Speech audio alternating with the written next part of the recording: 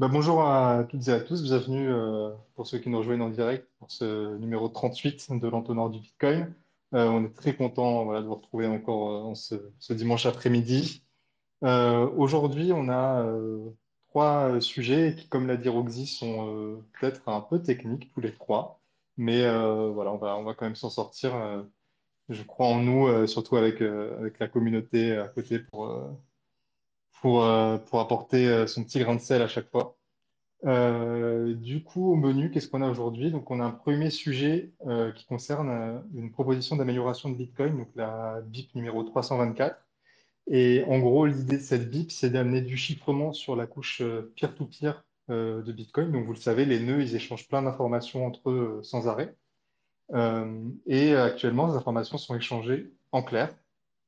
Et ce qui peut amener quelques problèmes, et notamment le fait que quelqu'un qui arrive à intercepter la communication, il peut enfin, il voit le trafic, quoi, c'est en clair, donc il voit exactement ce qui est dit. Et ensuite, il pourrait même éventuellement modifier certains messages, donc ce qui pourrait avoir une incidence plus ou moins importante selon ce qu'il fait exactement, mais voilà, qui pourrait être quelque chose qu'on aurait envie quand même d'éviter. Et donc là, la proposition vise à amener une couche de chiffrement sur ces échanges de messages en pair à pair, qui serait du coup optionnel. On pourrait avoir des nœuds qui continueraient à faire du peer-to-peer non chiffré en clair. Mais voilà, ce serait une espèce de V2 qui apporterait ça en plus, qui serait optionnel, et à partir de laquelle on pourrait éventuellement ensuite aller amener d'autres choses au-dessus encore, euh, puisqu'il y aurait maintenant une histoire de version sur la couche peer-to-peer. Le deuxième sujet, ça sera RGB. Donc RGB, on en a déjà parlé plusieurs fois ici. Vous le savez donc déjà sûrement, mais pour rappeler rapidement, dire en une phrase ce que c'est un protocole construit en surcouche au-dessus de Bitcoin qui vise à permettre des smart contracts qui soient à la fois scalables et confidentiels sur Bitcoin et sur Lightning, euh, avec un certain nombre de paradigmes qui placent RGB dans une catégorie finalement assez différente de plateformes de smart contract on-chain comme Ethereum, par exemple. Donc vraiment, les idées et la philosophie sont différentes, même si les objectifs visés sont en bonne partie relativement similaires. Et pourquoi on en parle aujourd'hui? C'est parce qu'à la conférence Paradigme Bitcoin qui avait lieu en Suisse le week-end dernier, euh, RGB a annoncé en gros que ça arrivait bientôt. Donc c'est toujours un bientôt avec un petit TM à côté parce qu'on prend toujours nos pincettes. Mais c'est vrai que ça c'est effectivement de plus en plus proche et on le voit dans les développements, dans ce qui est quand même commence à être à arriver en termes de produits. Donc on commence à y croire de plus en plus et donc c'est l'occasion d'en reparler un petit peu. Et enfin, une petite question un peu provoque, c'est les blockchains sont-elles vraiment immuables? Donc bon, vous vous doutez que ici, nous, ce qui nous intéresse, c'est est-ce que du coup Bitcoin est vraiment immuable? Donc est-ce que quand je fais une transaction aujourd'hui et qu'elle a été minée, est-ce que j'ai vraiment l'assurance qu'elle ne pourra pas être modifiée? Et pour répondre à cette question, on va notamment s'appuyer sur un rapport qui a été fait par la société de sécurité Trail of Bits, qui avait été mandatée pour ça par la DARPA, donc qui est une agence américaine, qui même si elle n'a pas que trois lettres, voilà, est quand même une agence importante. Et donc ce rapport, il a été pas mal critiqué, pas mal déconstruit par pas mal de personnes dans la communauté Bitcoin. Donc ça serait intéressant de voir un peu les arguments de ce rapport et éventuellement pourquoi ensuite ils peuvent être facilement balayés, ou enfin plus ou moins facilement d'ailleurs. Voilà le programme. Je ne sais pas si quelqu'un d'autre a envie d'ajouter quelque chose, et puis sinon, let's go. Ça fait déjà 5 minutes que je parle tout seul.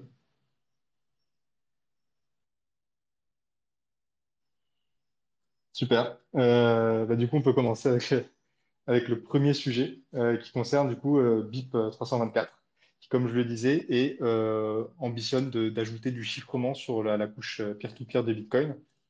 Pourquoi est-ce qu'on en parle aujourd'hui? C'est parce que donc c'est une idée qui est relativement ancienne. Alors je vais peut-être dire n'importe quoi sur les dates, mais c'était Jonas Shelley qui l'avait introduite, donc qui avait créé le BIP, il me semble, en 2019. Bon, de toute façon, voilà, si c'est pas ça, vous pouvez fact-checker facilement en regardant BIP 324 sur Internet. Et donc c'est pas une idée qui est toute récente, mais elle ressurgit aujourd'hui parce que en gros c'est une idée qui est implémenté, donc c'est-à-dire qu'on a le code qui a été pas mal review, Et aujourd'hui, ce qui manque, c'est encore plus de reviews et éventuellement, du coup, finir par la merge dans Bitcoin Core si, il y a un consensus qui se dégage en faveur de l'ajouter dans Bitcoin Core. Et donc, il y a eu un développeur Bitcoin notamment, voilà, qui a aujourd'hui, enfin, qui a cette semaine appelé à faire plus de reviews voilà, il y a un board qui est très bien fait sur le projet pour voir un peu ce qui manque encore. Il y a quelques trucs qui manquent, mais voilà, pour essayer finalement de pouvoir merger BIP 324 éventuellement. Gounès? Ouais, pour préciser, le VIP 324, il remplace le 151 et le 151, il date de 2016 pour rajouter du chiffrement sur le protocole peer-to-peer. Donc Top. Ouais, l'idée est vraiment pas nouvelle, quoi. ouais, effectivement, ouais. Merci, merci, effectivement, bonne précision. Et, euh, et donc voilà. Et donc aujourd'hui, Jonathan Shelley s'est retiré du développement de Bitcoin. Donc naturellement c'est d'autres personnes qui ont un peu repris le flambeau. Donc ça peut expliquer peut-être pourquoi il y a eu peut-être un passage à vide dont on a plus trop parlé de cette proposition. Mais voilà, aujourd'hui ça revient sur le devant de la scène et c'est assez intéressant. J'ai vu notamment des prises de position de Matt Odell par exemple, enfin pardon de Marty Bent qui a l'air d'être plutôt en faveur de cette amélioration. Et qu'est-ce que ça fait en gros? Qu'est-ce que c'est l'idée? Donc l'idée, c'est qu'aujourd'hui, c'est ce que j'ai dit un peu en introduction, les nœuds, ils discutent en clair. Donc par exemple, qu'est-ce qu'ils peuvent se dire? Ils peuvent se dire, ben moi j'ai appris qu'il y a une nouvelle transaction qui a été faite. J'ai un autre nœud qui me l'a dit, et ben voilà, je te communique l'information. Ils peuvent se relayer les blocs entre eux. Enfin voilà, c'est ce genre de message-là. Et cette donnée, elle est complètement en clair. Pourquoi est-ce qu'elle est en clair? Parce qu'en gros, de base, dans le modèle de menace de Bitcoin, on n'a pas du tout besoin de faire confiance aux nœuds dont on reçoit les informations, puisque c'est des choses qu'on peut de toute façon vérifier. C'est-à-dire que euh, un bloc, typiquement, on peut vérifier s'il est valide. Une transaction, on peut vérifier sa signature. Et donc, en gros, puisque chaque nœud fait la vérification, il n'a pas besoin de faire confiance aux nœuds dont il reçoit des informations. Et donc, c'est pour ça que ces notions de chiffrement et d'authentification qui sont deux notions qui souvent vont de pair, étaient pas forcément perçues comme très utiles sur la couche peer-to-peer de Bitcoin. Mais il y a quand même des choses, des problèmes que ça induit. Et l'un des problèmes qui est les plus importants pour moi, ça reste quand même le problème de la surveillance. C'est-à-dire qu'en gros, aujourd'hui, le trafic Bitcoin, il est très facilement identifiable puisqu'il est en clair. Et donc, par exemple, si vous êtes chez Free, ben Free, il voit que vous avez un nœud Bitcoin chez vous. Pareil, si vous êtes chez Orange, chez SFR, ou que sais-je. Donc, votre opérateur, il peut voir ça. Un État, a fortiori, peut le voir puisqu'il peut facilement récupérer ces informations.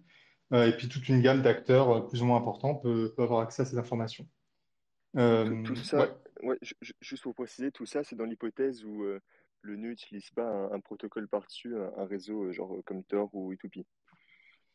exactement. Si, Ouais, si, ouais, si le nœud utilise un réseau chiffré déjà comme ça par-dessus, ou en dessous plutôt, et ben l'ISP et l'État pourra rien voir. Mais l'idée, c'est vraiment de rajouter ça au protocole de base et pas dépendre de réseaux, d'autres réseaux. ouais, tout à fait, exactement. Voilà, effectivement, je pense que tu as dit aussi la deuxième partie qui est importante. Donc, il y a le côté surveillance, mais parce que donc en fait, il faut voir que ce qu'on identifie quand on peut voir ça, c'est que vous êtes un nœud Bitcoin et que vous avez tel IP.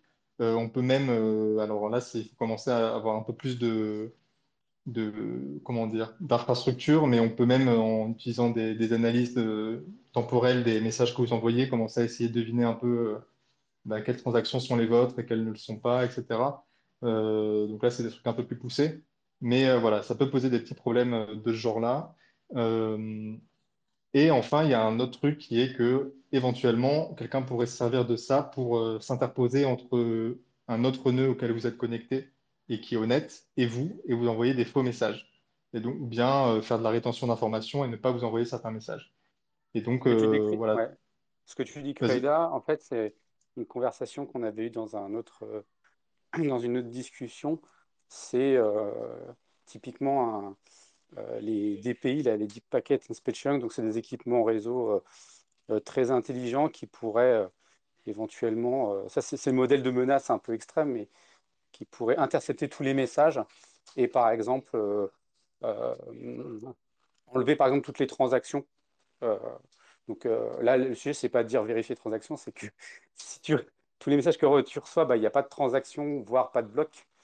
Bah, en fait, le modèle de menace, c'est ce qu'on appelle les attaques Eclipse, mais qui se ferait au niveau du FAI, et donc qui serait beaucoup plus systémique parce que on le verra un peu plus tard dans ce space. Euh, un- un- euh, L'attaque Eclipse, ça consiste en fait à créer plein de nœuds dans le réseau et puis finalement à isoler un ou plusieurs nœuds en leur donnant pas toute l'information du réseau. Et donc là, si tu le fais au niveau du FAI, bah, c'est encore plus facile. Donc effectivement, ça peut être quelque chose à imaginer, quoi. Carrément, ouais. Et comme tu l'as dit, on le verra un peu plus tard avec le troisième sujet, justement.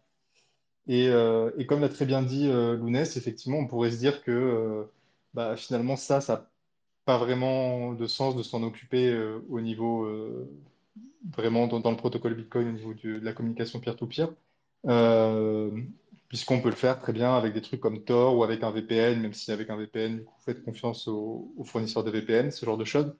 Mais du coup, l'hypothèse, c'est que ce type de système qu'on doit donc plugger encore au-dessus sont bah, du coup un truc supplémentaire à faire et que donc du coup, si on veut qu'un maximum d'utilisateurs soit protégé, il vaut mieux le mettre bah, directement dans Bitcoin. Oui, et surtout, Euh, si je peux rajouter, euh, Thor lui-même est quand même relativement vulnérable. Ça fait plusieurs jours qu'on parle des vulnérabilités de Thor qui subit des attaques par déni de service. Donc, bah, il y a déjà un risque supplémentaire à utiliser Tor. Et on a un autre risque d'ailleurs, c'est que Tor également facilite les attaques de type Eclipse.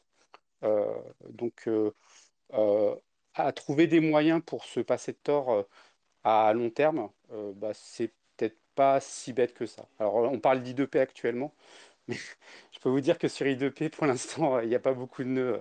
Il doit en avoir moins d'une dizaine de ce que j'en vois, quoi.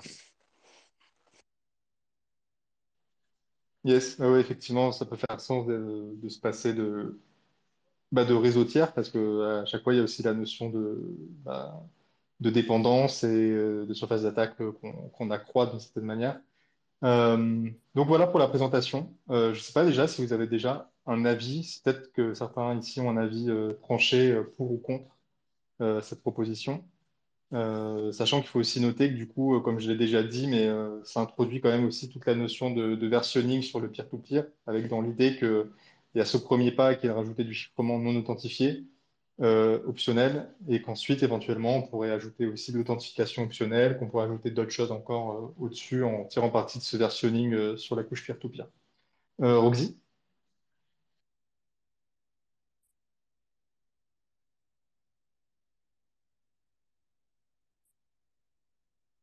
On ne t'entend pas. Ah, j'étais pas sûr si c'était que moi. Ok, est-ce qu'on m'entend maintenant? Oui. Ok, bon, Yes. les écouteurs sont morts. Je disais merci pour la présentation, c'est très clair. Alors moi je suis moins tech, donc c'est une question un peu plus d'utilisation et de risque. Mais du coup là, imaginons, on a un utilisateur lambda, il a son nœud, il a connecté tous ses wallets sur son nœud, donc aussi bien un mobile que deux hardware, Ledger Live, Bitbox, peu importe. Du coup, si en fait il se fait attaquer ou s'il se fait tracer ou s'il est ciblé pour être examiné, comme toutes ces transactions de tous ces différents wallets et tous ces différents softwares vont vers son nœud, tout est traçable. Comparé à la personne qui n'a pas de nœud et finalement utilise le nœud de Blue Wallet, le nœud de Ledger, le nœud de Bitbox O2, et du coup ces informations ils sont dispersées parmi plein de personnes tiers de confiance. Est-ce que finalement, c'est pas un peu con de se dire que la personne lambda qui galère et qui fait une erreur et qui te fait tourner un nœud sans être caché par Tor ou les VPN, s'expose à plus de risques que de ne pas utiliser de nœud, même si vous devriez faire tourner un nœud. Est-ce que vous voyez un petit peu là où je veux en venir?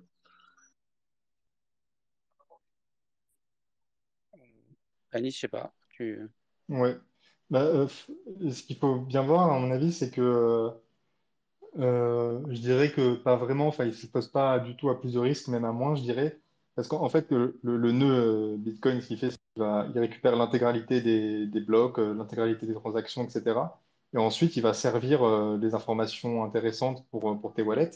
Mais sur l'interface peer-to-peer avec le reste du réseau, il va pas faire de discrimination, il va pas aller déjà faire un filtre en amont pour ne récupérer que les informations qui l'intéressent. Donc, du point de vue peer-to-peer, euh, à part ce que j'ai mentionné tout à l'heure, où tu peux, éventuellement, en t'y prenant vraiment bien, deviner un peu quelles sont les transactions émises par un nœud. À part ça, il n'y a pas vraiment de... Je pense, à mon sens, et peut-être que John me corrigera, mais je crois pas que tu puisses vraiment déduire d'informations particulières en réussissant à compromettre au niveau peer-to-peer un nœud donné. Ouais, ok, ils seront pas capables de voir toutes les transactions que toi tu veux vraiment envoyer. Ce serait caché dans la masse. Non, c'est ça. Ça se fait vraiment au niveau du nœud en lui-même. Et au niveau de lui, ce qu'il va communiquer avec les autres nœuds, il va tout prendre. Il va récupérer l'intégralité des blocs, l'intégralité des transactions, et le filtrage, il va le faire lui-même en interne pour ensuite fournir les informations cool à ton wallet. Tu vois, c'est plutôt au niveau du nœud que le filtrage se fait. Non, par contre, ce qu'on peut, enfin, je pense que c'est pas complet parce que tu l'as cité un peu plus tôt dans la présentation. Lorsque tu émets une transaction sur le réseau, alors tu peux faire une analyse purement réseau, et donc là, tu vas avoir toutes les transactions envoyées par ton nœud, mais si en plus de ça, tu complètes par une analyse complète du réseau, tu vas te rendre compte que la transaction elle a été émise en premier par le nœud de la personne. Et donc, tu vas pouvoir dire, bah, cette adresse IP, ce nœud-là, il a envoyé il a envoyé telle transaction. Donc, tu peux lier en fait une transaction à une adresse IP, donc potentiellement à une personne. Cependant, c'est quand même plus compliqué parce qu'il faut d'une part avoir un outil d'analyse sur le réseau, donc de ton fournisseur d'accès. Donc ça, c'est un peu compliqué, mais c'est faisable. Et il faut en plus se coupler par une analyse complète du réseau. Euh, donc tu vois, c'est possible, c'est beaucoup plus compliqué, alors que quand quelqu'un utilise le nœud d'un autre, donc les nœuds par défaut qu'on peut avoir sur nos wallets, bah, ce nœud, en fait, il est systématiquement utilisé et donc il sait d'où provient la, la transaction, sauf si tu es connecté via Tor, évidemment. Et il peut revendre en fait ces données. En fait, lui, il a accès plus facilement à cette information. Donc, un nœud, enfin, utiliser son nœud, même sans les dites précautions, sera toujours plus efficace que utiliser le nœud d'un autre. Ouais, ok, je vois. Et du coup, je m'étais dit, c'est plus dur pour un gouvernement d'aller demander l'information à 15 compagnies internationales plutôt que d'attaquer ton provider d'Internet et te faire une attaque très précise par rapport à toi. Pour un scénario où c'est vraiment toi, c'est pas la masse hein, qui est visée. Non, Mais ça répond à ma question. c'est techniquement faisable, mais par contre, ça veut dire qu'il faut coupler à la fois une analyse réseau par FAI plus une analyse de l'ensemble du réseau Bitcoin pour que tu puisses déterminer que la transaction elle a été émise la première fois par tel nœud. Ça, il y a Monero qui met en place un mécanisme qui mitige ça, qui s'appelle Dandelion, je crois, mais qui n'existe pas sur Bitcoin. Ouais, parce que peut-être, je sais pas si c'est limpide pour tout le monde, donc peut-être ça vaut le coup de prendre un peu de temps. Mais en gros, pourquoi est-ce que John dit qu'il faut coupler l'analyse réseau avec une analyse réseau de l'ensemble de Bitcoin? C'est parce qu'en gros, les nœuds, ce qu'ils font, c'est qu'ils reçoivent des nouvelles transactions de la part de leurs voisins et ils retransmettent cette information à leurs voisins à eux pour que l'information se propage dans le réseau. Et du coup, comme votre nœud, il va euh, comment dire, il va répercuter, quand il reçoit une nouvelle information, il va lui aussi l'envoyer à quelqu'un d'autre. Quelqu'un qui vous observerait, il n'a pas vraiment moyen de savoir si une transaction que vous propagez dans le réseau, c'est une des vôtres ou c'est une transaction que vous avez reçue de la part de quelqu'un d'autre. Euh, mais par contre, effectivement, s'il a une connaissance assez large de l'ensemble du réseau, il est capable de voir que cette transaction-là, elle a commencé à se propager sur le réseau plutôt à partir de ce point-là. Et donc, en gros, il peut, en quelque sorte, s'il a une connaissance assez vaste du réseau Bitcoin, il peut trianguler un peu le point d'émission d'une nouvelle transaction et donc réussir à savoir si cette transaction a été émise originellement par votre nœud ou si c'est juste une transaction que vous avez relayée comme n'importe quelle transaction. Et d'ailleurs, je me demande si dans des lions, John, viendrait pas, enfin, c'est pas prévu il n'y a pas de discussion pour l'amener sur Bitcoin ou je rêve? Il y avait eu, je crois, des sujets, sauf qu'en fait, il y a donc plusieurs versions de Dandelion. Et la première, en fait, ouvrait des vecteurs de déni de service qui ont été remédiés, je crois, dans la dernière version de Dandelion. Mais normalement, Dandelion ouais, est censé adresser cette problématique en faisant apparaître les transactions sur d'autres nœuds qui ne sont pas les nœuds d'origine, je pense. J'y- Rando, il n'est pas Ok. avec nous, mais je pense qu'il aurait pu confirmer, ajuster le propos, peut-être. Dernière petite question de mon côté. Du coup, imaginons ça passe, c'est review. On est sur quel type d'upgrade pour que ça rentre dans Bitcoin? Je pense que tu l'avais dit rapidement, mais c'est juste c'est merge à Bitcoin. Après, c'est un soft, c'est juste un patch, c'est quoi? C'est vraiment, comment dire, C'est chacun comme fait ce I2P. qu'il veut. C'est comme Ouais, I2P, en voilà. fait, c'est de l'opt-in. Donc, c'est-à-dire que tant que. Enfin, après, c'est un paramètre que tu peux forcer ou pas, mais même s'il est forcé, faut que ce mécanisme, en fait, il soit en plus de l'existant, puisque sur Bitcoin, le versionning des nœuds est assez hétérogène. Donc, il faut qu'un nœud qui sache parler de cette manière-là puisse parler avec les anciens nœuds. Donc, de toute manière, c'est forcément quelque chose d'opt-in. Donc, qui s'active en fait soit par l'utilisateur, soit par une discussion entre les nœuds.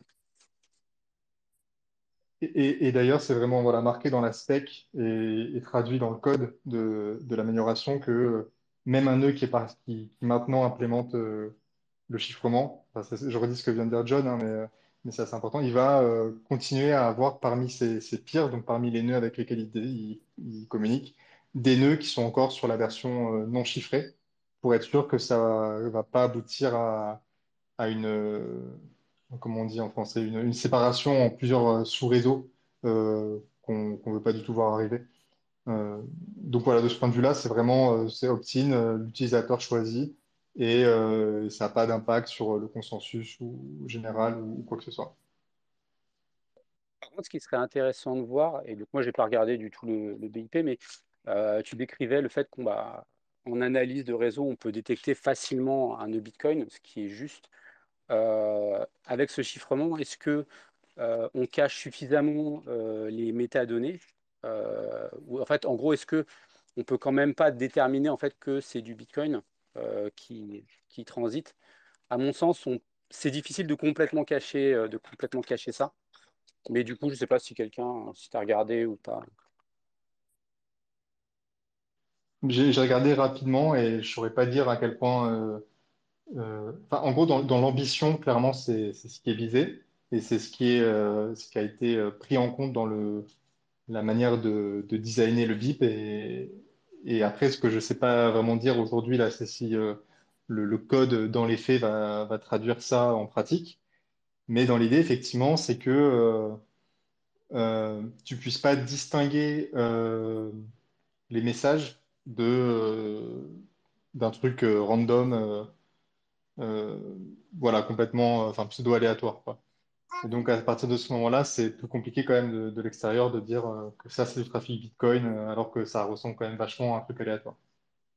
C'est intéressant parce que Panda, dans une autre discussion, décrivait, en fait, il discutait avec ses amis, quelques-uns de ses amis qui travaillent dans l'IT, qui disaient, bon, un petit peu de manière pédante, oui, l'État pourrait forcer les FAI à interdire ou bloquer les transactions Bitcoin, ce qui est alors possible pour les nœuds qui ne sont pas sur I2P ou Tor.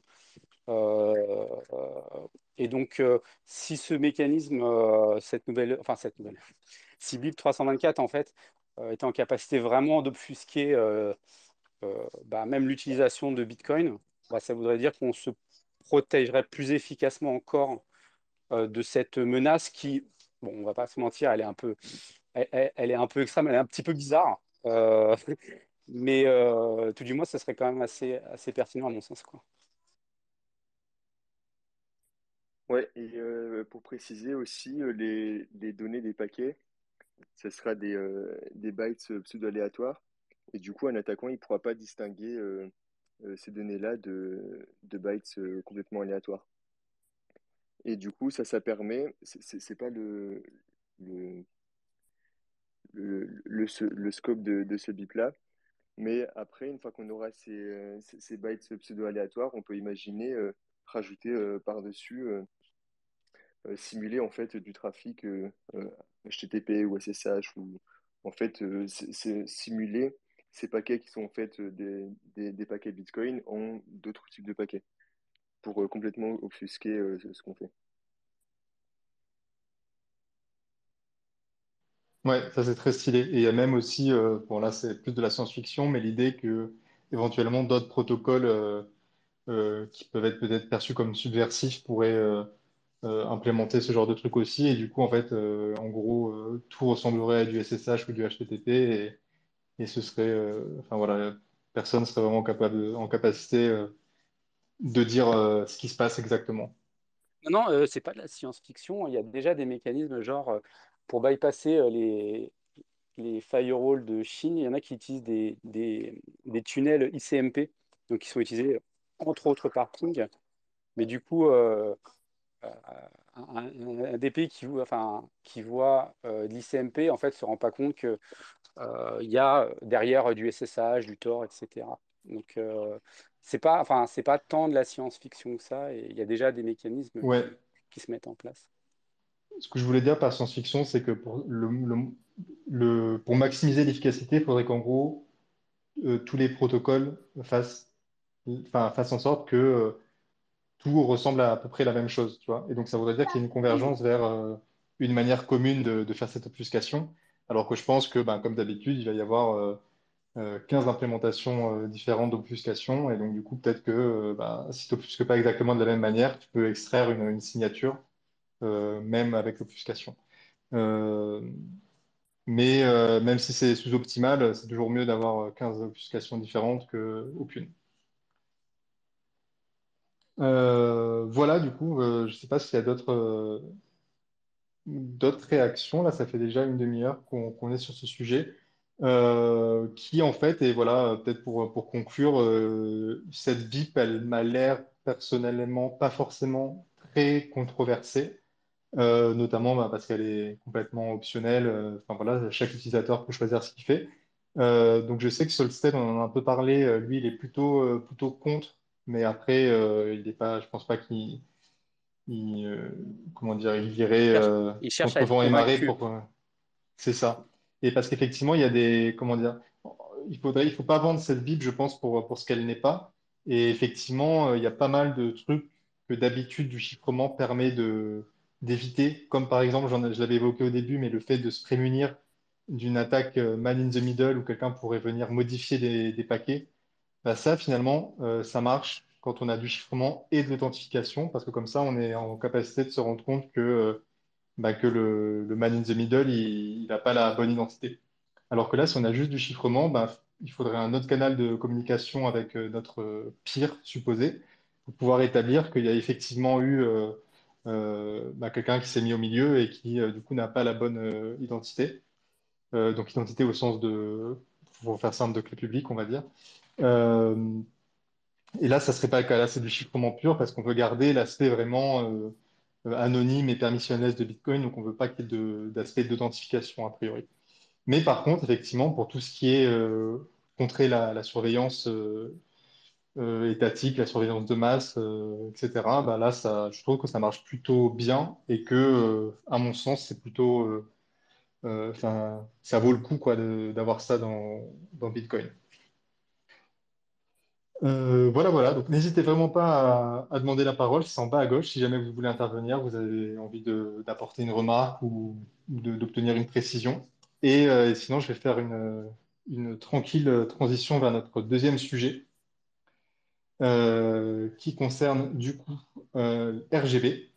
Donc, comme je l'ai présenté, en gros, c'est un protocole en surcouche au-dessus de Bitcoin pour permettre de créer des smart contracts qui soient confidentiels et scalables, donc deux choses que les smart contracts sur Ethereum ne sont pas, mais qui permettraient de faire en gros la même chose et voire plus. que les smart contracts sur toutes les chaînes EVM compatibles. Je ne sais pas si Lounès, vu que toi tu étais à Paradigme, tu veux peut-être présenter rapidement RGB, présenter les nouvelles qui ont été annoncées à Paradigme. Ouais, plutôt les nouvelles ou plutôt ce qu'est RGB en globalité Non, je pense les nouvelles, enfin, parce que là, maintenant, Ouais, Tanis a décrit en gros à quoi ça répond, et je pense pas qu'on ait besoin vraiment d'entrer dans tous les détails, sauf si les auditeurs veulent en savoir un peu plus. Mais Ouais, pour et ben reprendre du coup, au Paradigme Bitcoin, là, à Neuchâtel, vendredi dernier, il y a Maxime Orlovski qui est j'allais dire le principal, mais le seul dev RGB, qui a fait une petite présentation rapide sur ce que c'est RGB, comment ça fonctionne, etc. Mais vraiment assez rapide. Et après, il a plutôt parlé de la roadmap. Le 13 juin, toutes les règles de consensus, etc., il y a eu la première version. Enfin, première version. Normalement, ces règles-là, maintenant, elles sont faites et destinées à ne plus bouger. Donc ça, c'était release le 13 juin. Il a aussi annoncé la release de l'interface en ligne de commande du nœud RGB pour le 1er juillet. Mais bon, on est le 3 et on l'a pas encore vu. J'y ai beaucoup cru parce que c'était quelques jours avant, il doit annoncer le premier. Mais bon, c'est pas là, mais bon, ça sera là bientôt. Et puis globalement, il a un peu donné les prochaines étapes, qu'est-ce que ce serait. En gros, il a donné des dates un peu précises à mon goût.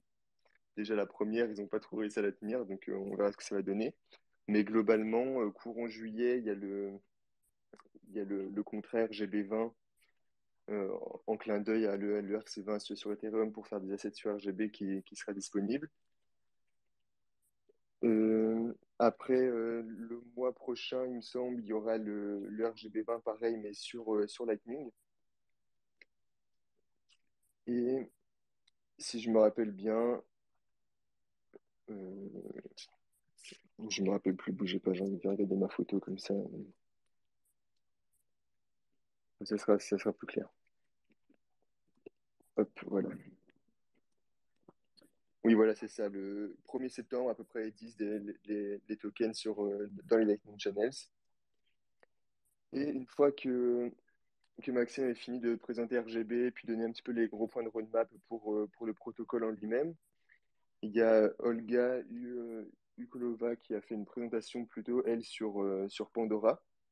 Parce qu'en fait, eux, ils fonctionnent avec la NPDP Standards Association, qui est une association à but non lucratif qui s'occupe de développer tout ce qui est protocole, standard, etc. Et à côté, eux, ils ont Pandora Prime, qui est en fait une boîte à but lucratif qui va proposer des produits partie RGB. Et notamment, leur premier produit, c'est des wallets RGB compatibles, des wallets RGB compatibles comme MyCitadel ou Bitcoin Pro. Et du coup, là, pareil, ils ont commencé à donner un peu des idées de dates de sortie des différentes versions. Du coup, MyCitadel, bah, ça va être vraiment le wallet principal d'RGB pour gérer ses assets, faire ses transactions et tout. Compatible Taproot, Lightning, et tout ce que vous voulez. J'ai l'impression qu'ils ont mis à peu près tout dedans. Ils ont déjà sorti une première version en mai, là, sur les desktops, qui est assez bien faite, qui permet de faire des multisigs avec des scripts assez puissants quand même. Et puis, ils ont donné à peu près les dates de release pour les nouvelles versions qui, qui supporteront RGB, Lightning et à peu près tout. Et ensuite, ils ont présenté Bitcoin Pro, qui est lui le logiciel en fait pour les émetteurs d'assets. C'est le logiciel qu'ils vont utiliser pour émettre des assets sur RGB, configurer tout ce qui est émission de l'asset, burn, tout ce que vous voulez, les paramètres du contrat en gros. Et ça, c'est cet été, pareil pour le MyCitadel RGB. Et niveau Pandora, ils ont aussi annoncé en partenariat avec Nodle des box MyCitadel, quoi. Et du coup, juste, ouais, dedans, il y a quoi? Il y aura les nœuds, des nœuds RGB dedans? Ils ont détaillé un peu ce que ça fera ou pas? Ouais, c'est principalement le nœud RGB qui s'occupe de la validation côté client et du coup garder les, les états des contrats, etc. De l'utilisateur. Et puis du coup, après, avec le Bitcoin et le Lightning dans le tas. On les aura sur Umbrel, de toute façon. Oui, oui, bien sûr. Ah oui, parce que je sais pas si on l'a déjà précisé, mais la LNPP Standard Association, ils ont aussi ils ont tout redéveloppé une implémentation de Bitcoin Base Layer en Rust. Et puis, la même chose pour LND. Enfin, pardon, pour un Lightning. Et puis, qu'est-ce que j'avais aussi? Si, ils ont annoncé du coup un des produits de Pandora. Ça sera un Bitcoin wrappé sur RGB. Donc ça on peut peut-être en discuter. Mais du coup, ça serait, bah, enfin, tout est dans le nom, quoi. C'est un Bitcoin wrappé sur RGB avec une émission décentralisée quand même et qui permettra d'interagir avec les smart contracts directement sur RGB, dans des DEX ou ce genre de trucs. Peut-être que vous voulez discuter de ce point parce que généralement, ça fait parler. Ouais, carrément, carrément. Du coup, ça marcherait comment? Tu as parlé d'une émission décentralisée. Euh, qui, quoi, comment? Est-ce qu'ils l'ont Et, détaillé ou pas? Parce que non, non, ils ont pas vraiment détaillé comment ça fonctionnerait, l'émission décentralisée, mais je suppose que tu as un contrat ou qu'on. Ah, il y a deux marmottes. Que quand on voit des bitcoins sur une adresse, et ben automatiquement, il les transforme en assets. Je sais pas exactement, mais non, Ouais, ils ont pas parce que, détaillé, ils ont pas détaillé techniquement comment ça fonctionnerait. ok. Ben, je Mais demande parce que ils ont vraiment, bien. Ouais. pardon, enfin, l'un des paradigmes de base de RGB, tel que je le comprends, c'est quand même que les contrats sont vraiment, enfin, ont un propriétaire très clair, tu vois ce que je veux dire, très, très Ouais. bien défini. Euh, Même si après ce propriétaire peut être, comment dire, distribué, tu vois, et ne pas être vraiment un propriétaire au sens où on a l'habitude dans le monde de tous les jours. Enfin voilà, à voir vraiment ce que ça va donner, ce qu'ils veulent dire par émission décentralisée. Effectivement, moi, ça me fait penser à ce que tu décris. Ce serait bien que ce soit quelque chose comme ça, effectivement. En fait, Mais j'ai pas à la création du contrat, on peut vachement éditer quand même les droits de chaque, enfin, je vais dire entité, mais on peut vraiment préciser les droits des entités sur le contrat. Donc, ça doit être possible de s'arranger pour qu'il n'y ait pas une entité qui puisse les mettre à fond, quoi. Et après, peut-être que Yes. Julien pourra en dire plus dessus. Je vois qu'il est là. Ouais. Et tu penses que pour sortir, après, typiquement, si je veux unwrap, ça pourra être aussi, euh, enfin, tu vois, non custodial, parce que c'est une grosse critique aujourd'hui de toutes les implémentations existantes de sidechain qui sont que le two-way peg trustless n'existe pas. Euh, ouais, je sais pas du tout si tu as un c'est le avis. c'est les risques de contrepartie, en fait, ce que tu veux, qu'on aimerait Ça. bien savoir, Ouais. du coup, Bah, comment. je pense que oui, vu comment RGB est construit de ce que j'en ai compris, avec les soi usages uniques et comment est géré le ownership sur la chaîne, il me semble que ça va être possible. Parce que du coup, celui qui possède, enfin, comment expliquer ça? C'est le base layer de Bitcoin qui en fait définit qui contrôle quoi. Et en fait, comment définir ça? On va dire, ouais, c'est c'est comme si ton bout de contrat, il est dans une UTXO, on va dire.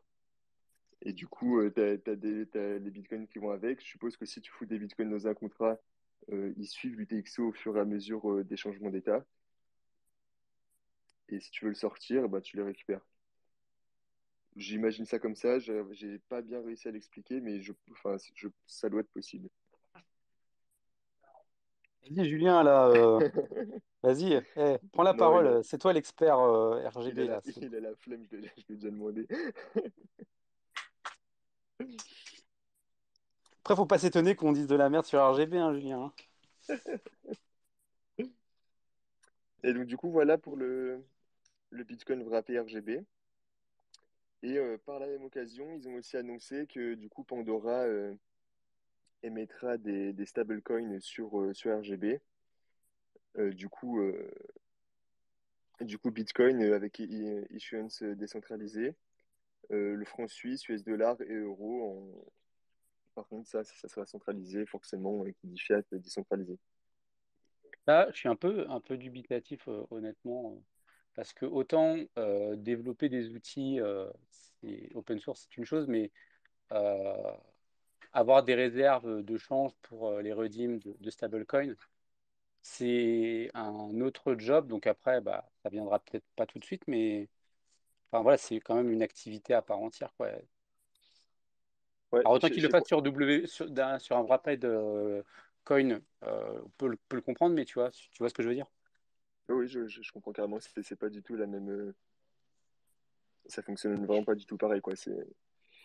Je dis peut-être n'importe quoi, mais je pense pas que ce sera eux qui va s'occuper de vraiment la partie, le côté fiat de cette partie-là. Je pense qu'ils seront là, bah, ils amènent la solution pour le côté, entre guillemets, token, tu vois.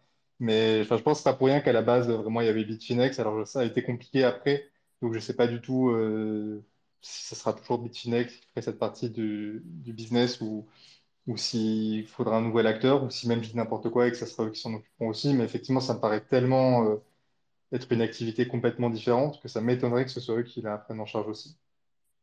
Ouais, et je vois que Julien nous a rejoint. Et juste avant de lui Oui, donner la je suis là. parole, ouais, ouais, juste avant de te donner la parole, je vais juste préciser les fameuses release dates qu'ils annoncent pour ces choses-là. Du coup, pour le Bitcoin wrappé, ce sera plutôt automne 2022. Pareil pareil pour l'euro, stablecoin euro sur RGB. Et puis le dollar et le Swiss franc, ça sera plutôt. Ah non, le dollar, c'est cet été. Donc bon, on sait à quoi s'attendre avec RGB, Very Soon TM, on connaît. Mais il fallait quand même les dire. Vas-y, Julien. Bah, j'ai entendu mon nom, donc j'ai réagi sur mon téléphone, donc ça, grosse chance que ça bug. Euh, en fait, c'était quoi la question? Parce que j'ai vu que ça parlait de un peu de RGB, la technique, mais aussi de ce qu'ils veulent par rapport justement aux outils financiers et plus précisément comment ça fonctionne le wrap BTC, Bitcoin, c'est ça? Ouais, ouais, voilà, c'était surtout ça notre question. Comment ils peuvent faire une issuance décentralisée pour ce Bitcoin wrappé? Alors en fait, Et son risque de contrepartie aussi. c'est pour ce cas précis où il y a du Bitcoin qui rentre en jeu. Le fonctionnement, ça serait un peu de manière fédérale, c'est-à-dire que bah, il y a une espèce de contrat qui fonctionnerait dans l'idée comme une, je sais pas, une association, comme une espèce de petite fédération entre personnes. Et donc bah, les gens y mettent, ils peuvent y participer en y accrochant du Bitcoin. Et en fait, ça fonctionnerait d'ailleurs un peu comme Liquid, c'est-à-dire que tu peux peg in et pour peg out, il faut que la fédération soit d'accord avec ça. Mais après, c'est pas plus compliqué que ça. En fait, ils avaient prévu ça, parce que le RGB, il y a les RGB20, c'était l'équivalent du RC20, donc issu du Bitcoin, et il y avait RGB 21, il y avait différents numéros pour ces différentes choses-là. Après, c'est des objectifs à atteindre. C'est vrai que ça serait peut-être pratique d'avoir du Bitcoin sur RGB, donc il faudrait le wrapper dans RGB. Mais attendons de voir que ça se sorte et que ça fonctionne un petit peu avec Lightning, parce que, bah, comme l'avait expliqué Lounès au début. Ils ont sorti une version bêta qui fonctionnait avec RGB20 il y a pas mal de temps. Bon, ils annoncent toujours des dates qui sont jamais respectées. De toute façon, ils le disent eux-mêmes. Et enfin, voilà, dans l'espace, tout le monde fait un peu pareil. On va pas parler de RGB 2.0, mais, mais voilà, moi je suis devenu patient, j'attends, je sais que ça va sortir parce que c'est des gens qui vont jusqu'au bout et de toute façon ils vont pas lâcher le truc en cours de vol, ils sont beaucoup trop avancés pour ça là-dessus. Mais après, voilà, c'est beaucoup d'annonces pour justement intéresser les gens, les investisseurs ou les gens qui veulent connaître la technologie aux diverses possibilités que ça peut faire. Mais voilà, je suis un peu comme Lounès, j'attendais et en fait ça a un peu fait pouf. Donc Ouais, il fait du je mal quand même, re... Ouais, non, mais oui, ça à fait. annoncer le 24 une sortie le premier et même pas le tenir les gars, annoncer une semaine avant. Ouais, ouais, bah, Je suis sûr c'est au pour. fond ils aiment ça. Oui, oui, bah oui, c'est clair. Mais après, voilà, peut-être pour Surfing Bitcoin ou Baltic Manager, de toute façon, c'est en même temps. Mais voilà, après, j'ai pas été la poser la question de when release, parce que bon, je l'ai déjà posé assez souvent. Mais voilà, donc moi, de toute façon, après, ce qui m'intéresse, c'est plus la technique, justement, ce que ça apporte au niveau de la vie privée, etc. Tu sors complètement du contexte sur chaîne, etc. La partie Lightning, j'essaie de voir ce qui se passe. S'il y a des interopérabilités avec Taro, mais ça aussi, Taro, ça- heureusement, il n'a pas donné de date, le rose beef. Mais voilà, je suis plus sur comment sur ces trucs techniques après, à savoir si dessus il va y avoir du shitcoin CBDC, du shitcoin BTC Wrap, du shitcoin je sais pas quoi. Bon bah oui, je sais que c'est possible, mais bon, ça sera possible quand ça sera sorti. Mais après, je l'ai vu. Je l'ai vu, il y a eu les tests, là, il y a eu la bêta, machin.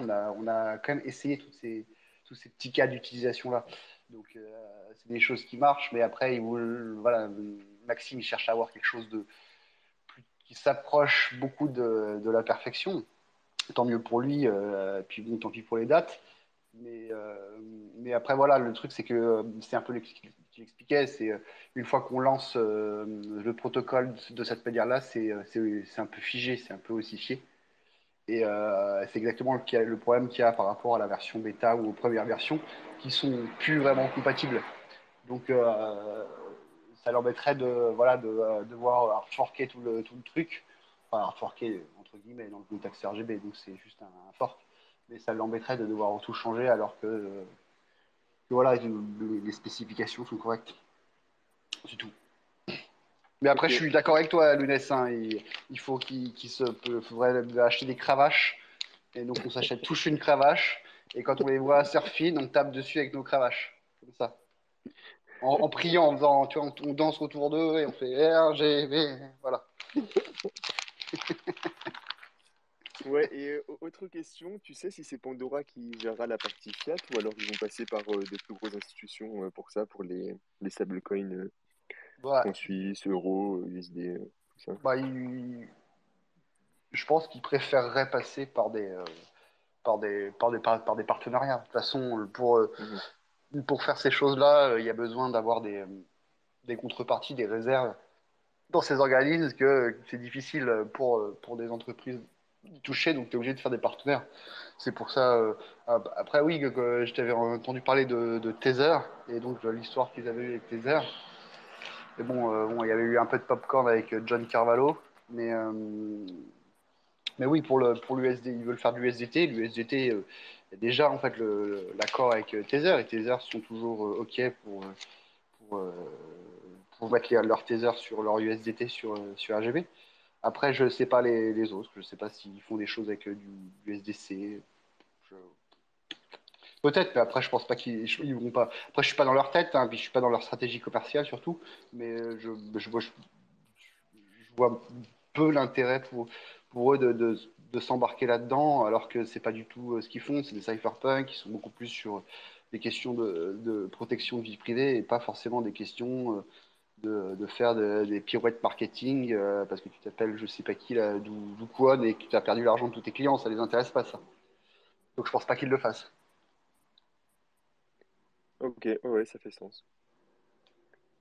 Et du coup, il reste encore deux trucs qu'ils ont annoncés. Ouais, ils ont carrément, en fait, on les arrête jamais. Ils ont trop Hmm, d'idées, beaucoup d'ambition. Ils ont aussi annoncé un exchange hmm. RGBX Ouais. Datalo, où du coup, c'est un exchange RGB enabled.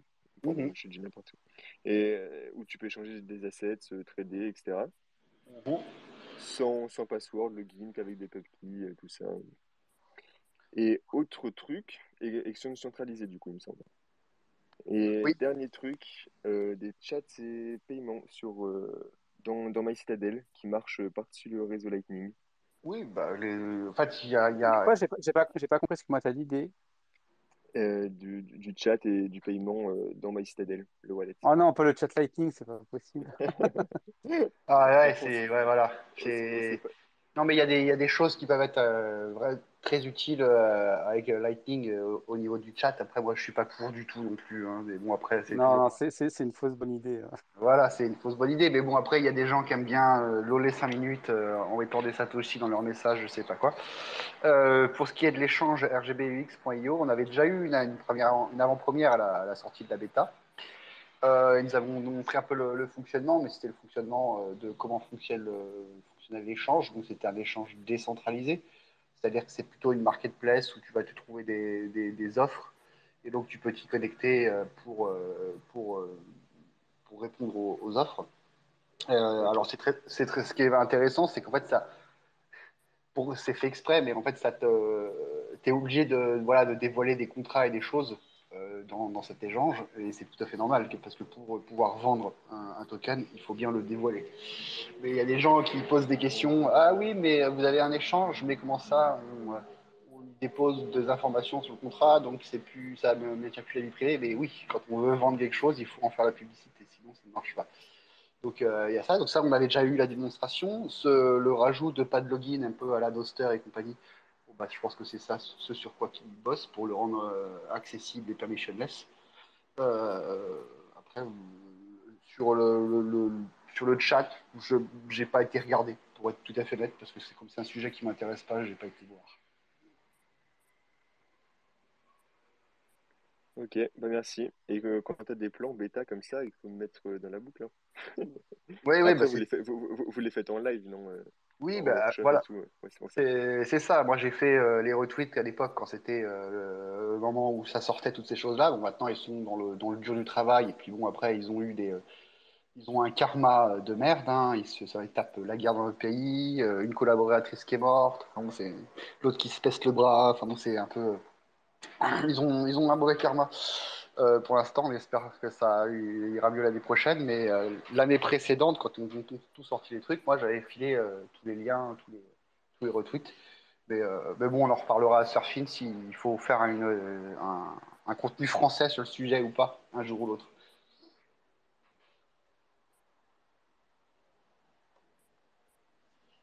Trop cool. Bah, merci beaucoup, Julien, pour ton temps. Merci. Euh, N'hésitez pas si quelqu'un a des questions, d'autant qu'on a Julien là, voilà, qui est, bah, je Ouais, pense en bah, francophone. Ah, ouais, je t'en prie, ouais. Doc, effectivement, j'avais oublié. Salut. Non, non, pas de souci. Bah, justement, moi, j'en ai une petite par rapport à la vie privée. Et donc, Julien évoquait que Tether arriverait certainement sur RGB. Et est-ce que ça irait pas un petit peu à l'encontre de Bitcoin? Parce que du coup, je sais pas si c'est techniquement faisable, mais Tether, en fait, sur n'importe quelle blockchain sur lequel ils émettent leurs stables, ils sont en capacité de geler les stables sur n'importe quelle adresse. Est-ce que du coup, ça serait aussi réalisable sur RGB? Et est-ce que ça irait pas du coup à l'encontre un petit peu du côté privacy et trustless, permissionless, on va dire, d'utilisation de la blockchain et des tokens Euh, oui, c'est vrai. Et non, ils peuvent pas geler. Mais ils sont au courant, hein. Ça a été un peu dit dès le début, quand il y a eu les premiers trucs, il n'y a pas de négociation sur ce genre de choses. Donc s'ils veulent utiliser RGB, ils l'utilisent dans le cadre de RGB, c'est-à-dire bah, une fois que les choses sont issue et qu'elles sont données à quelqu'un, et donc que personne dans la propriété, elle en a la propriété entière. Elle a l'usus, le fluctus, l'abusus, elle a tout, quoi. Donc, il n'y a pas moyen de geler. Ok, ils n'ont pas possibilité de rajouter des lignes de code. Je veux dire, ce ne sera pas du Turing 100% complet, quoi. Non, non, non, justement, ça, le protocole est fort par rapport à ça. C'est la vérification côté client permet de justement ne pas avoir ce problème-là. Ok, d'accord. Bon, merci bien pour les infos. Avec plaisir.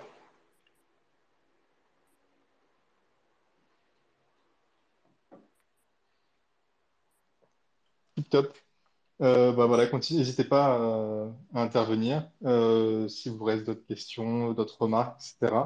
Et sinon, on va enchaîner tout doucement vers le troisième sujet qui concerne donc l'immobilité sur Bitcoin, vaste sujet, et au travers donc d'un rapport récent qui avait été commandé par la DARPA et qu'on va pouvoir critiquer sur plein de points, je pense. Voilà. Et puis pour ceux qui sont inquiets par rapport à RGB, j'ai envie de quand même, par rapport à la date de release, j'ai envie de citer Christine Lagarde. It will come in due time. Voilà. Soyons patients et Inju ça viendra un course. jour. In Il due a tout le course, temps, oui. ça. Pardon. Super. Ben, on va enchaîner. Du coup, j'ai l'impression qu'il n'y a plus trop de questions sur RGB. Euh, du coup, pour le contexte par rapport à ce petit rapport, donc c'est un rapport qui a été commandé par la DARPA et qui a été réalisé par Trail of Bits, donc qui est une société spécialisée en sécurité informatique, on va dire, ce que j'ai compris plus ou moins de ce qu'ils font. Et donc, ils sont pas forcément, enfin, pas du tout spécialisés sur toutes les questions blockchain, Bitcoin, etc. Donc ils arrivent un peu avec un œil extérieur, ce qui est en fait, moi je trouve qui est très bien en général. Et d'ailleurs, finalement, le rapport de la DARPA, moi je trouve ça cool. J'ai envie de dire merci parce que si la DARPA a envie de payer pour qu'on se rende peut-être mieux compte des faiblesses éventuelles de Bitcoin, ben, tant mieux.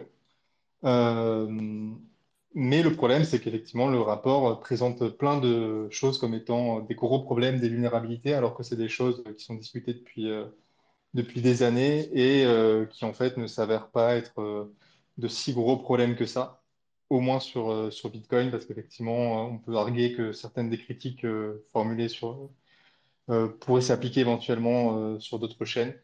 Et parfois, quand même, pour rendre à César ce qui est à César, peuvent s'appliquer en moins en partie sur Bitcoin aussi. Mais voilà, toute la question, c'est à quel point est-ce que c'est grave, entre guillemets. Pour contrebalancer ce rapport, et donc il y a, je ne sais pas si Younes, tu l'as plus facilement que moi sous la main peut-être, il y a aussi Swan Bitcoin qui a du coup publié une réponse en fait à cette étude où ils reprennent point par point les éléments principaux du rapport en essayant d'y répondre et de voir un peu si certains éléments sont effectivement problématiques ou pas. Euh, Ouais, Voilà, alors je sais je te pas l'ai mis si... en, Ouais, en tu l'as jaune. mis. Génial. Hop, top, merci. Je sais pas si quelqu'un veut ajouter quelque chose sur la présentation ou... Ouais, Ah, ouais. très large. Alors, c'est assez intéressant. Mais par contre, ouais, enfin, il y a certains trucs qui sont quand même qui sont assez étranges. On en avait discuté un petit peu entre nous, où il parle. Alors, il est vraiment très technique, hein, ce rapport, et il décrit notamment euh, la,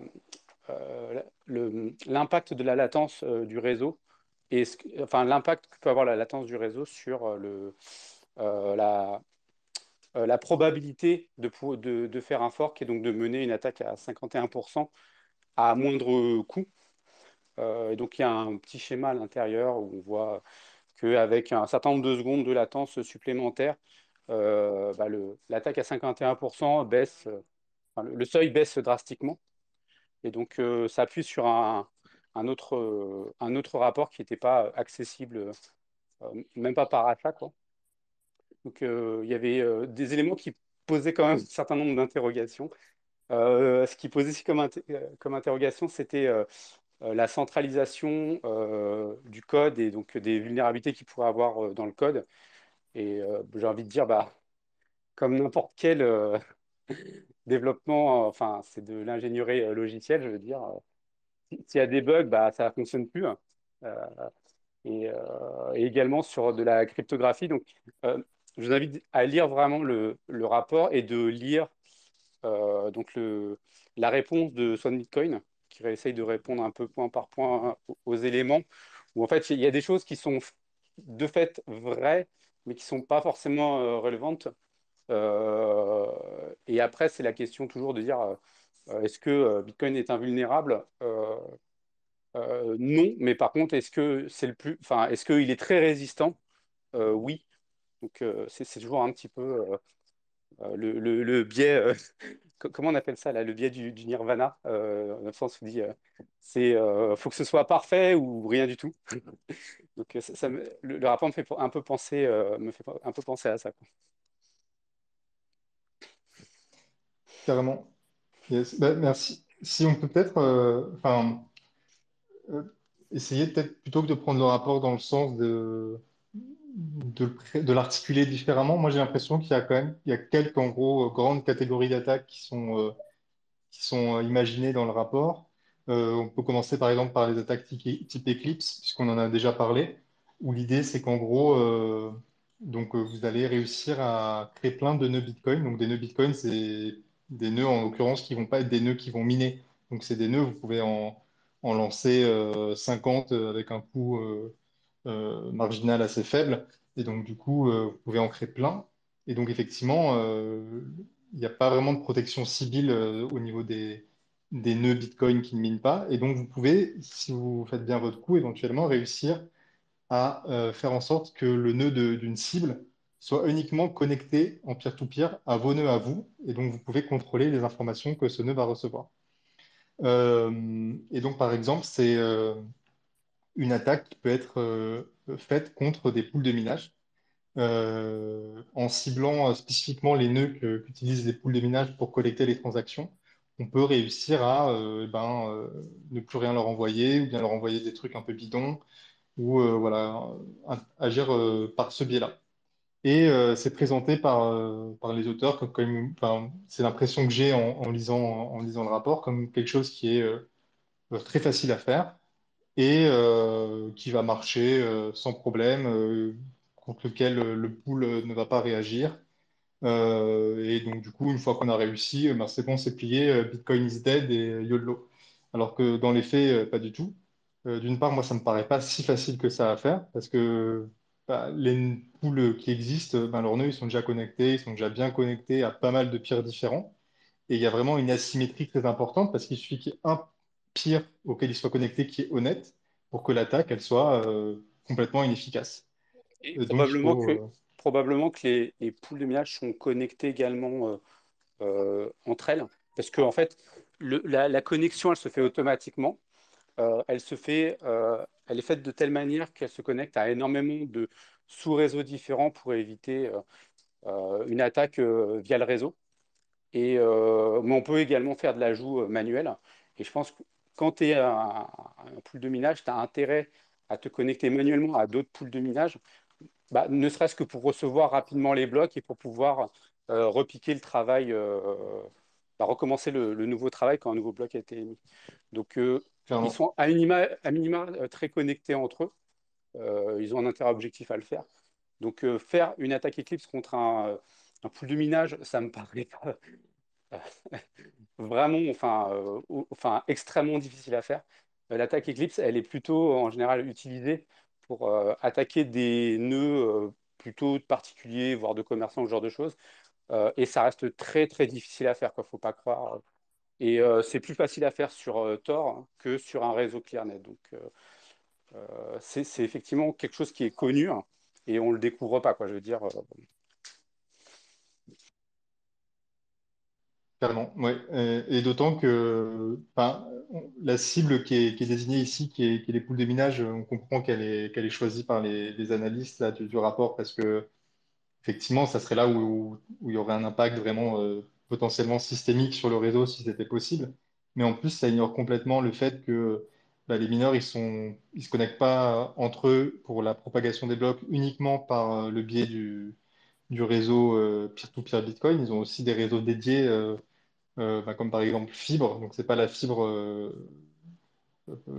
qui est le truc qui vient après la DSL, c'est vraiment un La truc fibre optique, différent, tu qui est un voulais dire. réseau, en gros, voilà, c'est pas la fibre optique, c'est un réseau qui s'appelle fibre aussi parce que ça permet de faire un petit jeu de mots, mais qui en gros est un réseau qui est conçu pour la propagation rapide de blocs et qui est utilisé notamment, si je dis pas de bêtises, par les mineurs pour justement avoir le moins de latence possible dans le fait d'apprendre qu'un nouveau bloc a été trouvé. Parce qu'ils ont besoin, quand un nouveau bloc valide a été miné, de tout de suite être au courant aussi rapidement que possible pour pouvoir passer au suivant.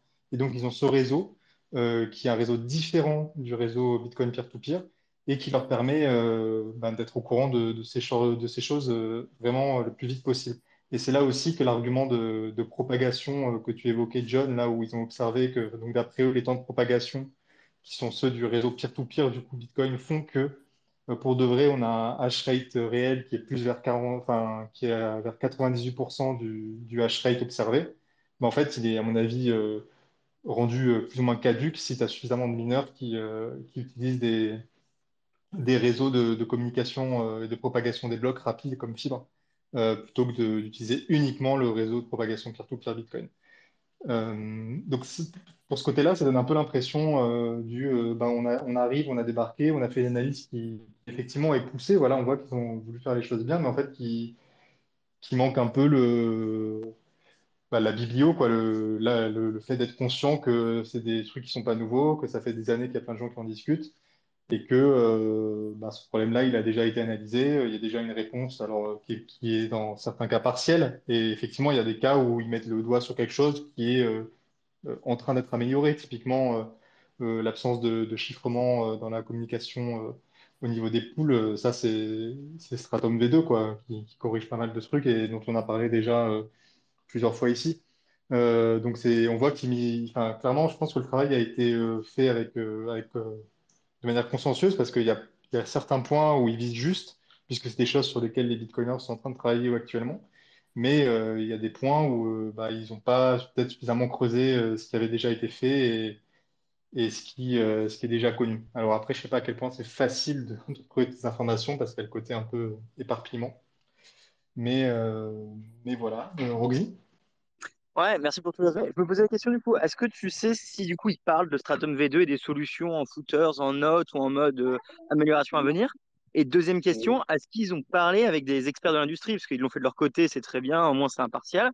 Mais derrière, il y a plein de corps dev ou de gens qu'ils auraient pu contacter. Et comme tu le dis, toutes les ressources sont déjà un peu là, mais éparpillées. Donc est-ce qu'on sait si ils ont parlé à des gens de notre industrie ou l'ont vraiment fait de leur côté sans nous? Alors, sur Stratum Non et V2, non. ouais. Non, Vas-y, non, John. Merci, merci. ça se ressent d'ailleurs. Il y a par exemple, il cite le fait que le réseau, parce que, enfin, est peu décentralisé par rapport au nombre de poules de minage, donc il en cite 4, en éludant, peut-être parce que en fait, justement, c'est des sujets qui n'ont pas été, à mon sens, suffisamment creusés. Euh, Ce qui est intéressant à voir, c'est à la fois le nombre de poules de minage, mais également enfin, d'où provient le hash rate, hein, puisque l'idée quand même des poules de minage, c'est qu'un mineur individuel ou même une ferme de minage, elle peut relativement facilement débrancher sa, son ou ses ASIC et se brancher sur une autre poule de minage ou sur une toute nouvelle poule de minage. Et ça, il n'y a pas besoin d'ingénierie on-chain ou quoi que ce soit. C'est le fonctionnement le plus simple du monde. Et donc les poules de minage, elles sont de facto en concurrence. Et le paysage des poules de minage actuelles ne présage pas le pool de minage dans quelques années. Et d'autant que les poules de minage, ils ont euh, en fait, qu'est-ce qu'ils font? Ils rajoutent les transactions dans les blocs. Ils ne peuvent pas euh, rajouter des règles. Pardon. Ils ne peuvent pas rajouter des règles comme ça dans le protocole. Tout au plus, il y a un sujet, entre guillemets, d'inquiétude, c'est de pouvoir faire un soft fork euh, notamment de censure. Ça, c'est des choses qui sont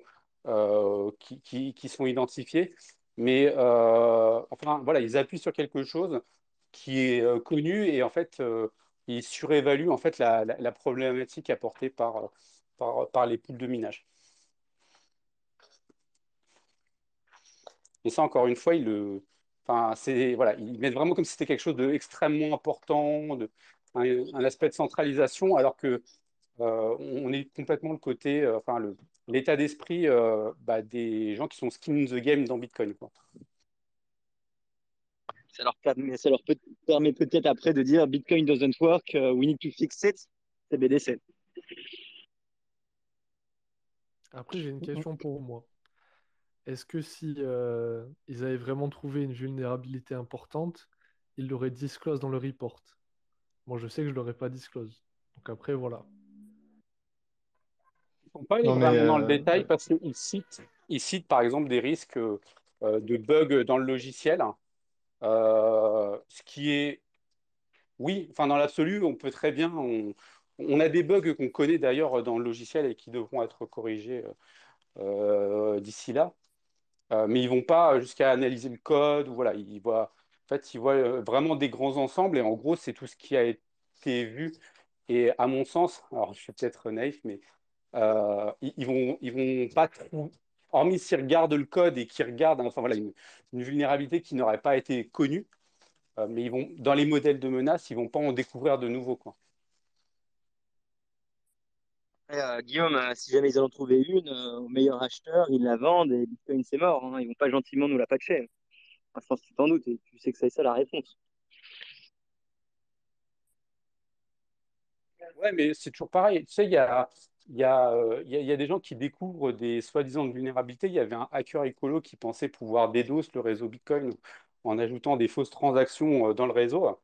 Enfin, si c'est facile, bah, faites-le. Je veux dire, c'est le hacker écolo. Bon, voilà, faites-le. Il n'y a pas de souci, hein. Et à côté de ça, tu as des grands groupes de cybercriminels qui ont peut-être des intérêts à gagner beaucoup d'argent en Bitcoin. Et Bitcoin, enfin, il vit toujours. Donc, euh, voilà, enfin, je veux dire, au bout d'un moment, le truc, il est complètement ouvert. Tout le monde peut libre de l'attaquer à n'importe quel moment. Et malgré tout, le truc, il survit. Donc, c'est qu'au bout d'un moment, on se dit, il n'y a pas de truc évident à trouver, quoi.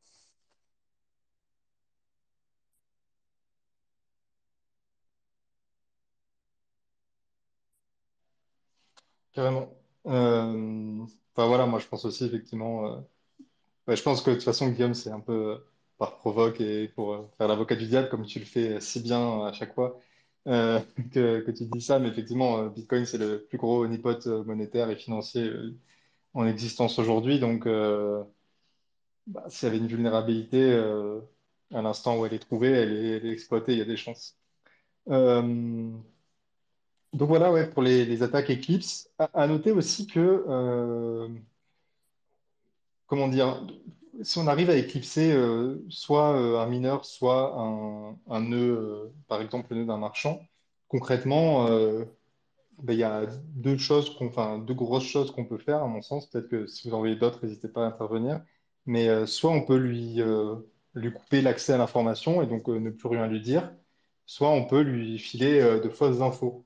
Mais ce qu'il faut bien voir, c'est qu'un nœud, et c'est là aussi le génie peut-être enfin l'un des génies du fonctionnement du protocole de Bitcoin, c'est que un nœud va toujours suivre la chaîne avec le plus de travail. Et donc, si on veut fournir de la fausse info, et donc par exemple une fausse blockchain à un nœud qu'on éclipse, il faut quand même faire le travail parce que tu peux pas le fake, quoi. Tu peux pas faire du faux travail. C'est même pour ça que Satoshi a utilisé ça, a priori. L'une des raisons, en tout cas. Et ça, complètement, il passe complètement à côté dans l'étude, effectivement. Et donc, c'est justement noté par Swan Bitcoin dans leur réponse, qui est que bah, même si tu fais ça, bah, tu peux pas vraiment filer de fausses infos à la personne que tu éclipses parce qu'il faudrait quand même que tu refasses le travail. Ouais, Guillaume?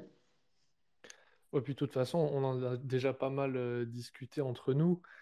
Et John, l'informaticien, confirmera, mais en général, dans un système, le moyen le plus simple de trouver une faille, c'est souvent les humains, quoi, nous.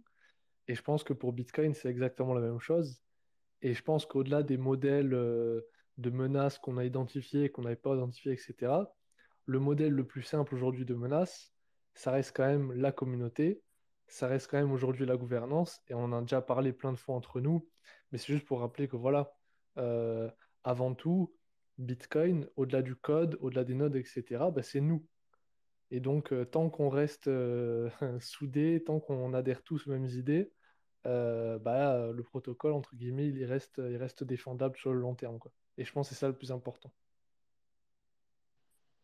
Clairement. Et merci d'ailleurs, tu me fais une super transition parce qu'effectivement, c'est l'autre grande catégorie d'attaques pour moi qui sont mises en avant dans le rapport, qui est que finalement, il y a quelques développeurs qui pourraient très bien pousser des mises à jour et changer complètement, par exemple, euh, enfin, certains fonctionnements du protocole. Et donc, en fait, effectivement, ils pourraient altérer l'immutabilité des transactions, ils pourraient changer des choses en changeant certaines définition dans le protocole, on va dire ça comme ça. Mais en fait, c'est voilà, effectivement, ils ignorent complètement toute la dynamique sociale, toute la dynamique communautaire, politique, au sens de l'organisation de la cité, qu'il y a entre les utilisateurs de Bitcoin. Et voilà, c'est pas parce qu'un développeur pousse une update que moi je vais la run sur ma machine. À l'inverse, c'est pas parce qu'un développeur Bitcoin me dit que je devrais pas run cette version-là de Bitcoin parce qu'il n'est pas d'accord que moi je vais pas le faire. Donc ça s'est déjà vu par le passé, des gens qui font tourner voilà, le software euh, je sais pas moi, de Luc Dash, alors qu'il y a d'autres gens qui leur disent qu'il faudrait pas. Et donc même s'ils sont en minorité, ben, ils font tourner le logiciel qu'ils ont envie de faire tourner. Et ça, c'est complètement ignoré dans le rapport, alors que voilà, c'est un des éléments cruciaux à comprendre, à mon sens, C'est d'ailleurs pour un truc percevoir l'aspect social. D'ailleurs, c'est un truc qui est vraiment, je pense, sous-estimé complètement parce que on avait eu une conversation avec Abdel, développeur Ethereum, enfin plutôt ouais, chez Starknet, je crois, où enfin, c'est difficile de comprendre euh, la, enfin, l'adhérence, j'arrive pas à trouver mes termes, mais euh, la capacité en fait, de la communauté Bitcoin à toujours regarder d'un œil très critique chaque mise à jour. On en a parlé là sur le dernier BIP en début de Space. Et on a tendance à dire oui, Ethereum, Bitcoin, etc. Enfin, il y a le même niveau de décentralisation, etc. C'est pas juste rien que, encore une fois, l'année dernière, pour Taproot, rien que pour parler de la méthode d'activation, la communauté était déjà à feu et à sang et il y a déjà enfin, des personnes qui sont extrêmement déçues de la méthode d'activation qui avait été utilisée. Et tant qu'on n'est pas dedans et qu'on l'a pas vécu, on n'a pas eu les débats dessus, on ne peut pas s'en rendre compte. Donc, on se doute bien une étude faite d'un œil extérieur pourra jamais se rendre compte de l'état d'esprit des gens qui animent Bitcoin, quoi.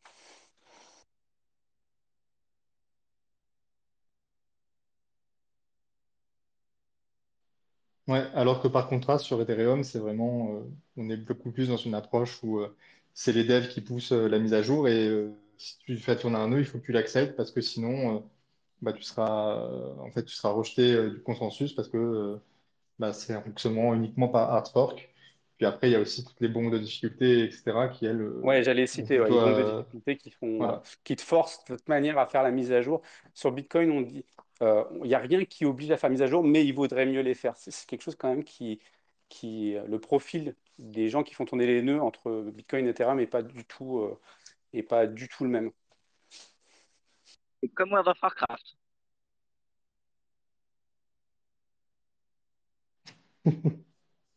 J'ai pas trop la ref, je vais peut-être me faire En gros, juste le décailler. Moi non plus. la toute première version de World of Warcraft peut toujours tourner sur un très vieil ordi et ils n'ont jamais augmenté les besoins informatiques minimum pour être sûr que les mecs qui peuvent pas se racheter de PC 20 ans après peuvent toujours faire tourner le premier WoW. Et c'est un des seuls MMO ou un des seuls jeux qui a vraiment volontairement toujours gardé le jeu le plus faible possible. Bref, ça n'a rien à voir du tout, mais prenez le contrôle de vos clés, tout simplement. Guillaume, tu levais la main? Non, mais en vrai, j'ai plus envie de dire ce que je voulais dire Par contre, moins de World of Warcraft et plus d'implémentation du podcast sur des plateformes Lightning compatibles. Voilà. Moi, je dois y aller. Ça coupe, je passe dans le tunnel. Oh là là, alors là, c'est le missile. Il y a eu des morts, hein.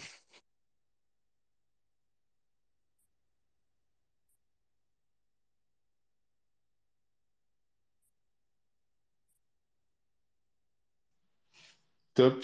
Bon, C'était le missile qui revenait, donc je me suis un peu, je suis resté silencieux pour pas qu'il me target.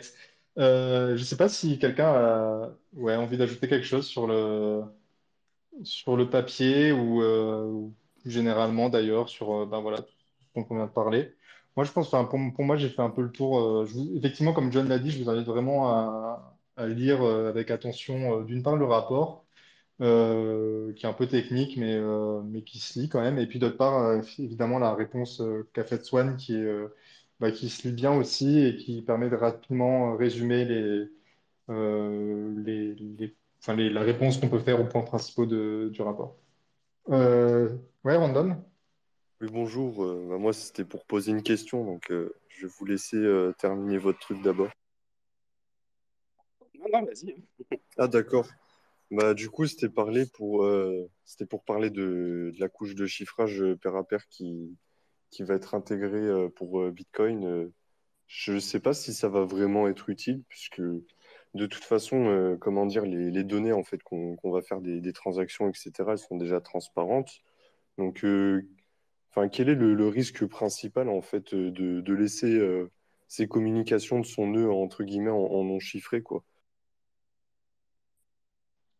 En gros, c'est principalement et que n'importe qui intercepte la communication, et donc ça peut être ton fournisseur d'accès à Internet, par exemple, est en mesure de voir que tu fais du trafic Bitcoin. Ce qui, dans un contexte de surveillance de masse, par exemple, quand ton ennemi dans ton système de menace, c'est l'État du pays dans lequel tu vis, par exemple, peut être problématique parce que ça permet de te targeter, par exemple, avec ton IP.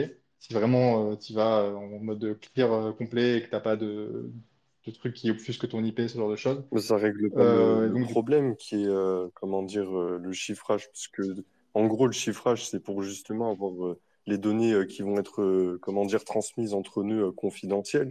Mais vu qu'on est sur du pair à pair, ils connaissent ton IP du moment que justement tu n'utilises pas, je sais pas, Tor ou enfin, voilà une solution entre guillemets pour se cacher derrière un serveur ou quoi que ce soit, quoi. C'est, en fait, la c'est, partie chiffrement, c'est vraiment enfin, c'est du chiffrement et de l'obfuscation. Le but, c'est que ton Ah, trafic d'accord. Bitcoin il soit indiscernable de quelque chose de complètement random, ou même à terme que ça ressemble à du trafic HTTP ou du trafic SSH, et que ça soit vraiment beaucoup plus compliqué de déduire.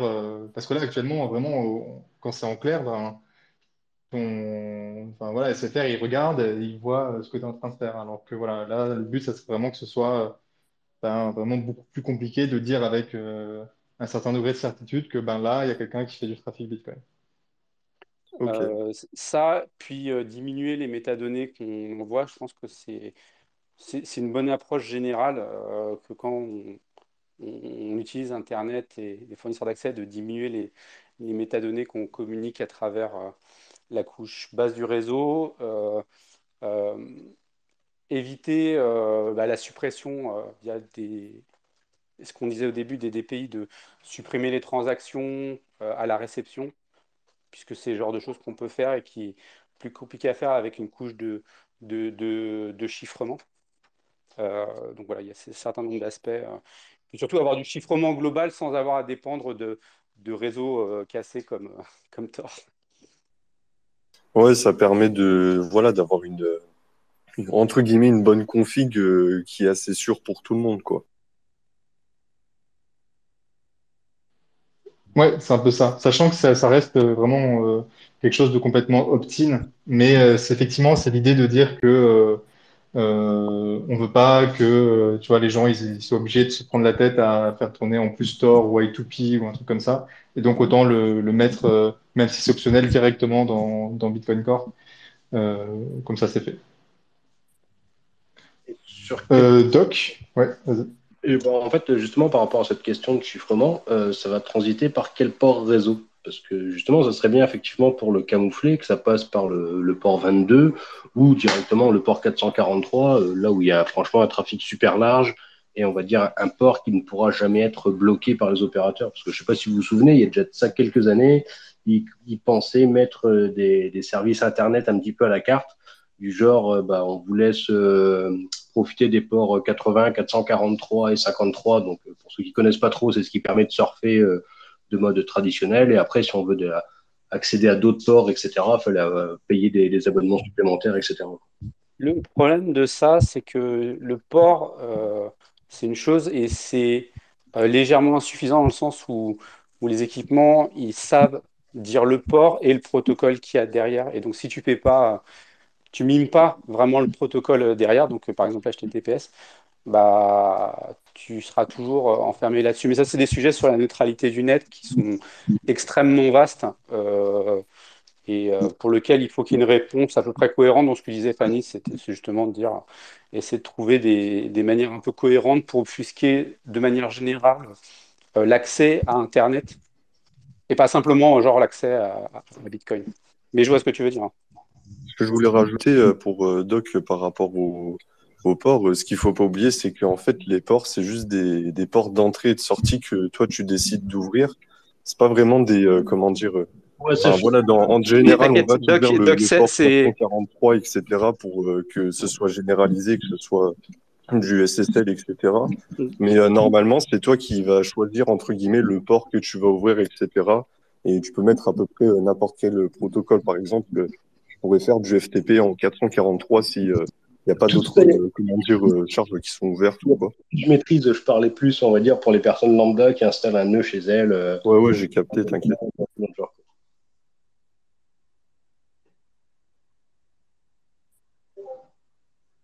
je crois d'ailleurs que ce que tu décris là, ça se fait un peu dans certains abonnements aux États-Unis, il me semble, où ils sont moins regardants sur la neutralité du net.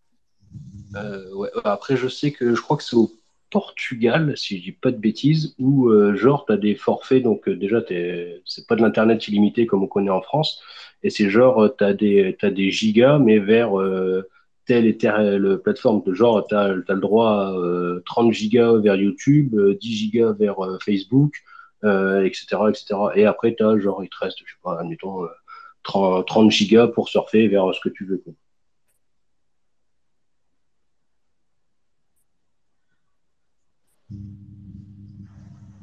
Ouais, cool. Bah, en tout cas, merci Doc. C'est vrai que c'est une bonne question. J'avais même pas pensé au port.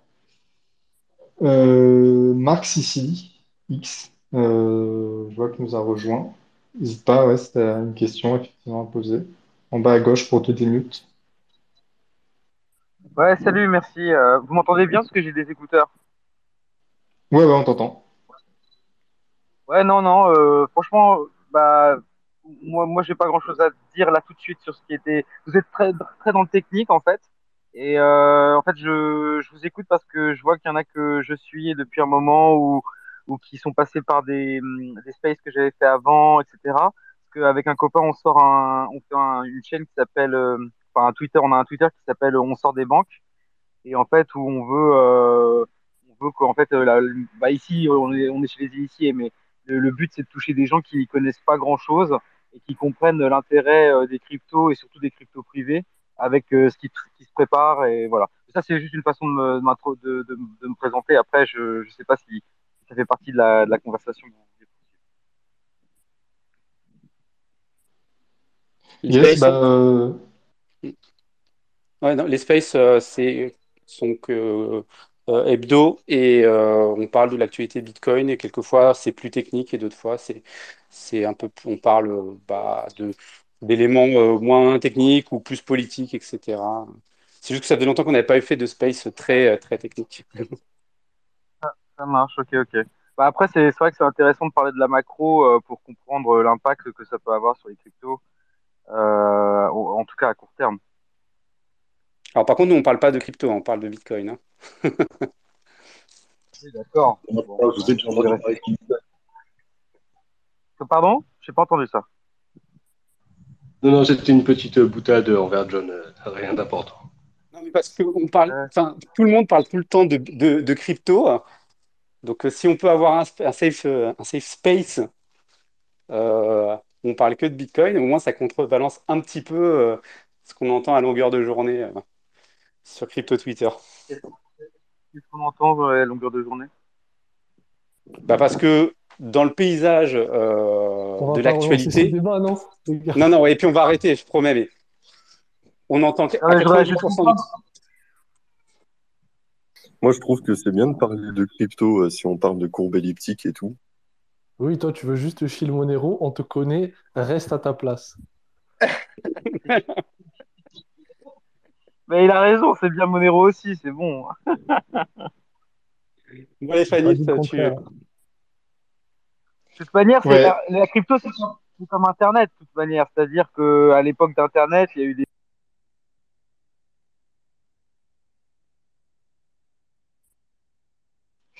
Euh, Tunnel. Ah ouais, ça a coupé. Bref. Ouais, on dirait Bah, de bien toute que les façon, FAI ont commencé les attaques, hein. voilà, il est 19h30, donc je pense qu'on va couper tout doucement. N'hésitez pas si vous avez une question. Là, ça menait pas à grand-chose. Euh, et puis sinon, on va se dire tranquillement à la semaine prochaine. Voilà, merci beaucoup à tout le monde d'être venu. Merci Doc, merci Session. Merci Julien aussi pour ta contribution pour RGB. C'était vachement cool de t'avoir. Voilà, on a commencé au bloc 743 461, on est au bloc 743 472. 11 blocs voilà, d'émissions que vous pouvez retrouver sur YouTube dès demain lundi. N'hésitez pas à nous rejoindre en live le dimanche soir à partir de 18h sur Twitter. Euh, Merci encore à tout le monde et bonne fin de week-end. À la semaine prochaine. Bisous. Merci Bisous. à toi, Fanny. Ciao, ciao. Bisous. Bisous. Merci d'avoir écouté la vidéo. Pour nous suivre sur les réseaux, c'est Découvre Bitcoin. Un grand merci aux Patreon, aux personnes qui font des donations ou qui nous soutiennent via le e-commerce pour qu'on puisse continuer à fournir des formations, tutoriels et interviews gratuites en 3 langues. Pour plus d'informations sur Bitcoin ou pour n'importe quelle autre question, rendez-vous directement sur www.découvrebitcoin.com. On se retrouve pour la prochaine vidéo. À bientôt les amis.